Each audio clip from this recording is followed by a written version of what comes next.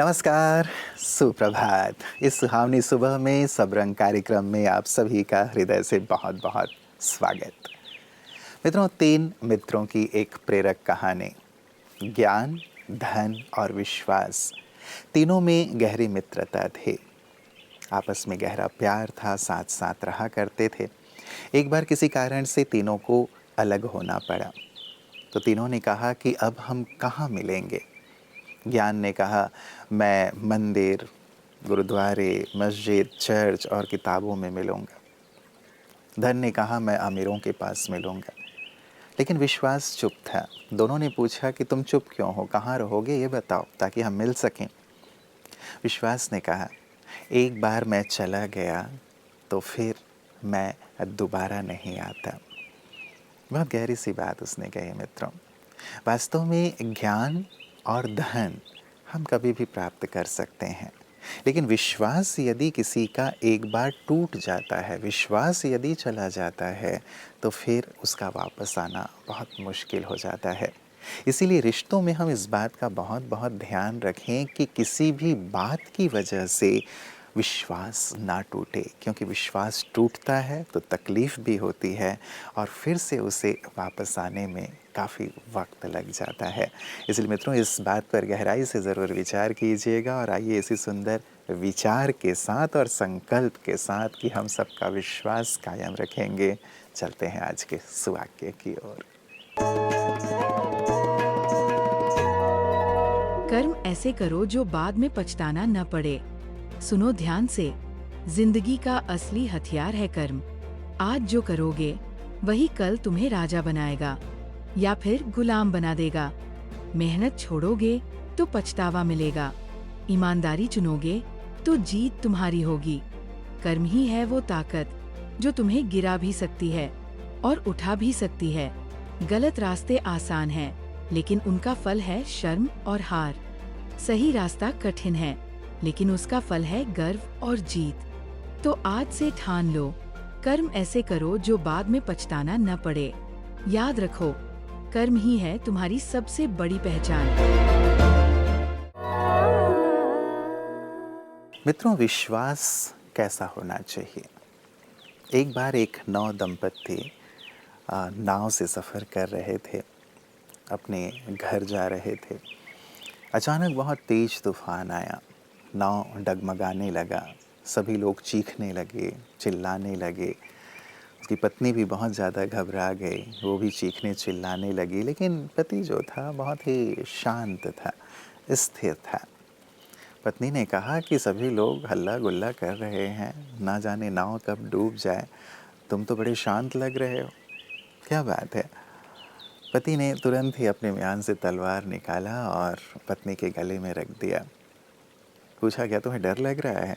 पत्नी ने कहा कि नहीं, आपसे डरने की क्या बात है, आप पे मुझे पूरा विश्वास है कि आप मेरी रक्षा करने वाले हैं, आप मेरे शुभचिंतक हैं, आप मुझे नहीं मार सकते। पति ने मुस्कुराते हुए कहा, जैसे तुम्हें मुझ पर विश्वास है, वैसे ही मुझे उस पर विश्वास है कि वो मेरा परम हितैषी है, वो मेरा रक्षक है। जब तक वो है तब तक मेरा बाल भी बांका नहीं हो सकता। और सचमुच तूफ़ान थोड़ी देर के बाद थम गया और वो अपने गंतव्य पे पहुंच गए। मित्रों, इसे विश्वास कहते हैं। विश्वास इतना अटूट हो कि बड़ी से बड़ी परिस्थिति भी आ जाए, लेकिन हम डगमग ना हों। विश्वास जब इतना अटल होता है, तभी हमारी जीत तय होती है। इसीलिए अपने ऊपर विश्वास की बात हो, ईश्वर के ऊपर विश्वास की बात हो, वो अचल हो, अटल हो, अडिग हो, तभी हम सफलता का स्वाद चख पाते हैं।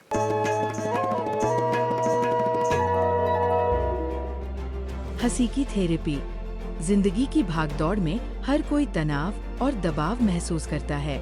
हंसी से तनाव कम होता है, दिल मजबूत बनता है और रोग प्रतिरोधक क्षमता भी बढ़ती है। ये हमारे मूड को बेहतर करती है और हमें सकारात्मक सोचने की ताकत देती है।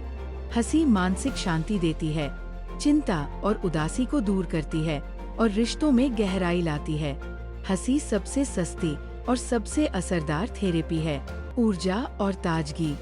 हंसी से थकान दूर होती है और शरीर में नई ऊर्जा का संचार होता है। इसलिए हंसते रहो।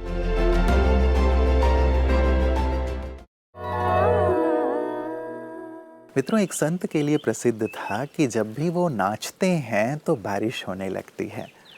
3 मित्र थे, युवक थे, उन्होंने कहा ये कैसे हो सकता है, हम जाके देखते हैं। उन्होंने कहा कि क्या ऐसा होता है? उन्होंने कहा हाँ, ऐसा होता है।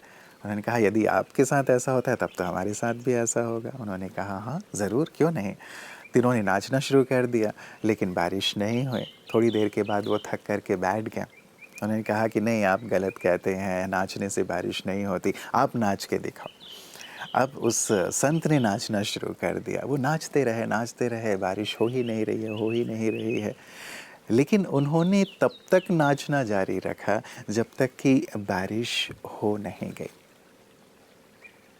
उस संत ने उन युवकों को कहा, अपने ऊपर इतना विश्वास होना चाहिए कि मैं जो कह रहा हूँ वो चीज़ होगा ही। यदि ये विश्वास लेकर के तुम चलते हो तब तुम्हारी जीत होती है, तब नियति भी तुम्हारी मदद करती है, तब परमात्मा भी तुम्हारी मदद करते हैं। यदि तुम ही डावाडोल हो, तुम्हें खुद के ऊपर ही विश्वास नहीं है कि तुम जो कर रहे हो वो होगा या नहीं होगा, तो वो कैसे होगा। जिसे स्वामी विवेकानंद जी कहा करते थे कि पहले के ज़माने में उसे ही नास्तिक कहा जाता था जो भगवान पे विश्वास नहीं करता था, लेकिन आज के ज़माने में उसे नास्तिक कहा जाता है जिसे खुद के ऊपर विश्वास नहीं है। इसीलिए जो कर रहे हैं ना, उस पर पूरी विश्वास के साथ अडिग होकर के आगे बढ़ें, सफलता आपकी तय है। अच्छा, ऐसी अगर सिचुएशन आ जाए कि जैसे कि वो बच्चे ने कहा कि मैं चाहता था, शादी पर भी जाना चाहता था, लेकिन पेरेंट्स ने फिर भी परमिशन नहीं दी, तो वैसी सिचुएशन में बच्चों ने क्या करना चाहिए? अगर पेरेंट्स उतनी अंडरस्टैंडिंग नहीं है तो क्या करेंगे? बच्चों, ये समझना ज़रूरी है कि ट्रस्ट कैसे डेवलप होता है, राइट? पेरेंट्स के लिए या फिर बच्चों के लिए ट्रस्ट कैसे डेवलप होगा? जो भी एक्शंस हम करते हैं, देखो किसी के लिए भी, अगर मैं आपसे नई पहली बार ही मिली हूँ, आई कीप ऑब्जर्विंग यू, आप क्या कर रहे हैं, कैसे कर रहे हैं, and somewhere over a period of time that trust gets developed, right? And it's common for all relationships. अब मैं क्या ऐसे एक्शंस कर रही हूँ, ठीक है? Am I being open and honest with my parents which will help them develop that trust.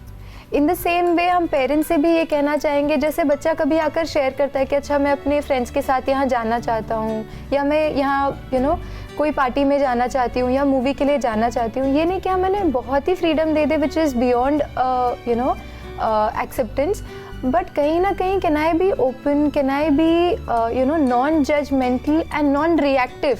अगर मैं इमीडिएटली से कह दूंगी कि नहीं हमें नहीं जाना है, क्यों जाना है तुम्हें, ऐसे थोड़ी ना होता है, तो बच्चा आप ही क्लोज हो जाएगा।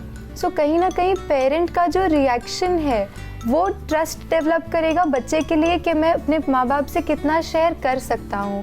एंड इन द सेम वे जो भी आप शेयर करते हैं, आप उनको अपने डिसीजंस में इन्वॉल्व करते हैं, जितना आप अपने फ्रेंड्स के साथ जो इंटरेक्शंस है उसमें उनको इन्वॉल्व करते हैं, कहीं ना कहीं उनको ये ट्रस्ट डेवलप होगा बेसिस योर एक्शन। मित्रों, ईश्वर को अपनी आखिरी उम्मीद नहीं बल्कि अपना पहला विश्वास बनाइए। हम जब अपने जीवन की समस्याओं से बहुत थक जाते हैं, परेशान हो जाते हैं, जब कोई राह दिखाई नहीं देता, तब हम ईश्वर से कहते हैं कि ईश्वर अब आप ही संभालो।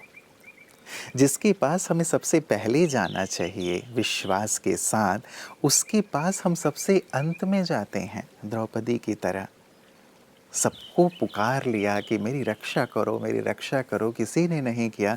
तब ईश्वर की ओर देखा कि प्रभु अब आप ही मेरी मदद कीजिए। और मदद किसने की? लोगों ने मदद नहीं की, ईश्वर ने ही मदद की। इसीलिए मित्रों, ईश्वर पर संपूर्ण विश्वास रखें। उसे अपनी गाड़ी की स्टेपनी ना बनाएं, बल्कि उन्हें स्टीयरिंग व्हील बना लें। प्रथम स्थान उनका, संपूर्ण विश्वास उन पे। फिर देखें कि जीवन कैसे खुशहाल हो जाता है, जीवन कैसे आशा और उम्मीदों से भर जाता है, जीवन कैसे उमंग उत्साह के रंग से सराबोर हो जाता है, जीवन कैसे हर प्रकार के फलों से फलीभूत हो जाता है। इसीलिए विश्वास प्रथमतः उन पे ही, और उन्हें अंत में याद करने वाली जो हमारी एक आदत बन गई है, उस आदत से हम अपने आप को मुक्त कर लें। हर स्थान पे प्रथम परमात्मा हो तो हमारा जीवन भी नंबर 1 बन जाएगा। हम भी हर स्थान में प्रथम हो जाएंगे।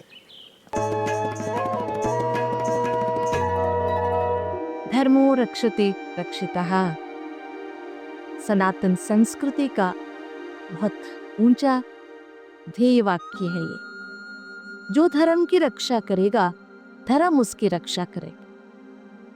तो यहाँ पर क्या धर्म है? धर्म या स्वधर्म वो माँ जैसे मानते हैं। जैसे मनुष्य कितना भी बड़ा धनवान हो जाए, बुद्धिमान हो जाए, अपनी माँ को बदल नहीं सकता, है ना। हम दूसरे किसी को लाके माँ के जगह बिठा नहीं सकते। माँ माँ ही होती है, जिसने हमें जन्म दिया। उसका सम्मान करना कितना आवश्यक है। सम्मान करना माना उसका कोई प्रोसेशन निकालना, शोभा यात्रा करना, बड़े बड़े गहने दिला देना, कपड़े दिला देना नहीं। अंदर से माँ के प्रति एक सम्मान की भावना सदैव रहे और दुनिया के हर माँ के प्रति हमारे अंदर सम्मान रहे। अपने माँ से प्यार करना, अपने माँ को सम्मान करना जितना जरूरी है, उतने दुनिया की सभी माँओं के प्रति हमारे अंदर एक गौरवशाली भावना बनाए रहे। इसी तरह जीने के लिए दुनिया में मनुष्यों ने अनेक धर्म बनाए हैं, जिसको रिलीजन कहते हैं। हम भी कोई ना कोई धर्म में जन्म लिए होंगे। हम अपने धर्म का सम्मान करें और दूसरे धर्म का अगर सम्मान नहीं कर सकते हैं, लेकिन द्वेष ना करें, बदला लेने की भावना हमारे अंदर ना हो, ये भी स्वधर्म है ना। जैसे अपनी माँ को हम प्यार करते हैं, दूसरों के माँ को हम प्यार भले नहीं कर सकते, लेकिन हम कभी उनके प्रति द्वेष की भावना, बदला लेने की भावना नहीं रखे। ये मनुष्यत्व है, ये मानवीयता है। ऐसी मानवीयता आज हर एक व्यक्ति में लाना बहुत जरूरी है। मित्रों, कहते हैं जीवन में दो चीज़ें कभी मत तोड़ना। एक है विश्वास। यदि बोलो तो 1 सेकंड लगता है, यदि सोचो तो 1 मिनट लगता है, यदि समझो तो 1 दिन लग जाता है, लेकिन उसे साबित करने में पूरी उम्र लग जाती है। सोचें इस विश्वास की कितनी कीमत है और इसे हमें कितना सहेज के रखना है। तो इसीलिए विश्वास को एक चीज़ कभी नहीं तोड़ना है। और दूसरी कौन सी चीज़ है जिसे हमें नहीं तोड़ना है, उसका जिक्र हम कल करेंगे। तब तक अपना ख्याल रखिएगा, खुश रहिएगा, आनंदित रहिएगा। नमस्कार। ओम शांति। जीवन के सब रंग, सब रंग, सब रंग।